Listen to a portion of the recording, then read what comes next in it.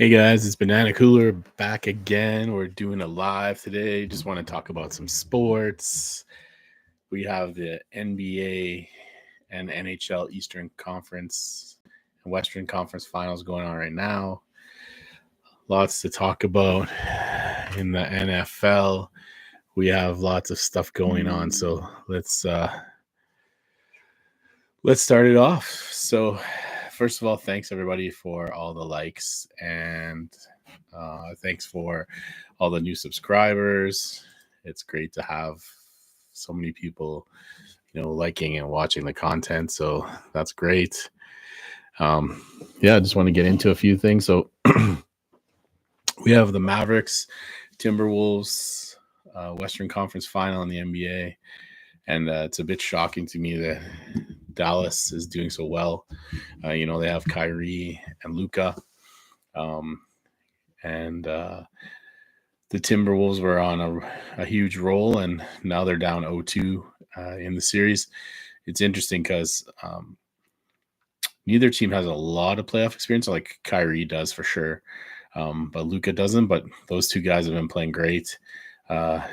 Kyrie's been more facilitating when he needs to rather than scoring, and Luka's always been a good at scoring. So interesting there. Karl Anthony Towns, I don't know. He doesn't look right to me. We'll see what happens with him for the rest of the series. But we have the Ant-Man. So anytime you have a player of Ant-Man's caliber, I think it's going to be always interesting, and we'll see how the rest of the series plays out. But they're down 0-2, not in a good spot. Like I said, I'm shocked that Dallas is doing so well. But it's been an interesting Western Conference playoff so far, and it'll continue to be that way. In the East, you got the Celtics and the Pacers, and the Pacers really let a great opportunity slip away there in Game 1. No other way to explain it than, they really gagged on that one. They choked it out. And, I think the Celtics are going to continue to dominate them now. Halliburton's questionable to play, so that's a big problem. I don't think Siakam's going to be able to carry the team. Even Tatum, Tatum's an interesting guy because he always has decent stats, but seems to, disappear at times. And they're just such a good team, the Celtics. I'm not a big Celtics guy, but they are a good team. You got to give credit where credit is due. I think they'll probably finish off the Pacers. Maybe 5 games because, like I said, the Pacers had a chance to steal that Game 1, and they didn't do it. And now that would have been an opportune time for them to take the lead. But we'll see how it goes. It's going to be looking like it might be a Celtics and Mavericks NBA Finals, but there's still time left, so we'll see what happens there. In the NHL, we have the Oilers and the Stars, and in the other final, we have the Panthers and the Rangers. Panthers and the Rangers tied at 1 now after the Rangers won the last game of the series. If you saw my predictions video, I was predicting both the series to go 7. I still think that. The Panthers look good. The Rangers are a great team too, though, right? They got good goaltending, stacked roster, lots of depth, and I guess the question is, can they keep up to the Panthers' physicality and hold them to not a lot of goals, but we'll see. In the Dallas-Edmonton series, McDavid made good in the overtime and really had a good comeback after he took that penalty at the start of overtime. So, you never know with the Oilers, right? Because if Skinner plays well, which, got to give him his flowers in Game 1, he did play well. They can score with anybody. There's no team in the league that's going to outscore them. And If Skinner stays hot, it'll be interesting. Dallas isn't worried. It's only one game. They're down one game, and they're pretty much a kind of team that's gonna not let that phase them. So much young talent, and Ottinger in that, and like I said, similar, well, even better than Skinner. If Ottinger gets hot, it's a lot of trouble for the opposing team. So wanted to talk. So we'll see how that goes. I still stick to I think it's going to be the Stars Panthers final, but we'll see. Wanted to talk a little bit about the fight from last week, and I meant to talk about it earlier, and I didn't. And it was Fury Usyk for the undisputed heavyweight championship of the world. Usyk came out strong. I thought he won the first 3 rounds. Looked really good. I mean, the guy's in great shape. Never lost. Fury's never lost either up until then. But it was a good battle. Both guys can really take you out with one punch. Fury came out in the 4th, 5th, and 6th rounds. I thought he looked good. He had Usyk hurt. Couldn't finish him.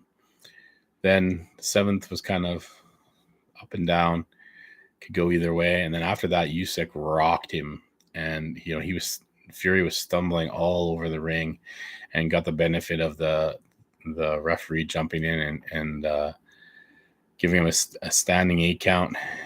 I think if he hadn't of Usyk probably would have knocked him out. But the bell was really, there wasn't that much time left in the round, so saved by the bell a little bit as well. But I think Usyk won every round after that. I had it Usyk winning by like 4 points on the scorecards. It was a split decision, and that's one of the things about boxing that you get. Sometimes you wonder if the judges are watching the same fight or if there's some chicanery shenanigans going on. But it was a good fight. I'm hearing that Usyk is going to get the IBF title stripped from him. Usyk won a split decision, like I said. He might get the title stripped from him, which is BS, because he won't fight some bum that the IBF says he has to have a mandatory title defense against.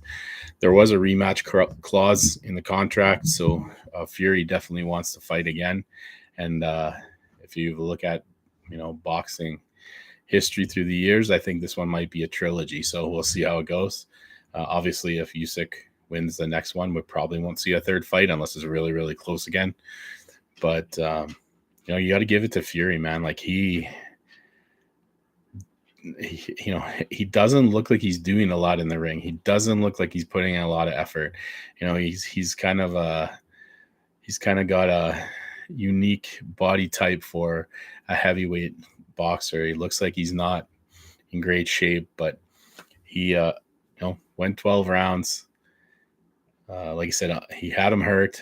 The guy has a lot of power, and he's always entertaining to watch. So kind of was clowning a little bit at the start there. Probably wish he hadn't. And then his comments after the fight when he said that people were gonna side with Usyk because he's Ukrainian and his country's at war. Probably wishes he didn't say that. I would think, maybe not, but a little bit less class than you would think from Fury. But we'll see how that one goes. The next one is Tyson, Paul. That's July 20th. Looking forward to that one. They had their string of press conferences leading up to ticket sales going on sale in Jerry World there in Texas. And it just seems to me like the first press conference, they had the stare down and Mike was giving him the old like fake punches in the stomach, like they're buddies. And then at the next press conference, they were talking a little bit of junk about each other, and Mike was saying, or Jake was saying that, Mike was saying that Jake looked a little bit maybe enhanced, but he looked a little bit fat too. And Jake came back with, well, Buster Douglas was a little bit fat too, and you lost to him. And then Mike came with, well, you're not even Buster Douglas, right? So I'm going to knock you out. And we'll see. It just seems a little bit orchestrated, but at least the fight is actually sanctioned as an actual fight now. It's going to be 2-minute rounds. And like I said, it's on Netflix July 20th, so that should be good. But yeah, that's about it that's going on this week. Just thought I'd stop in and we chat some sports.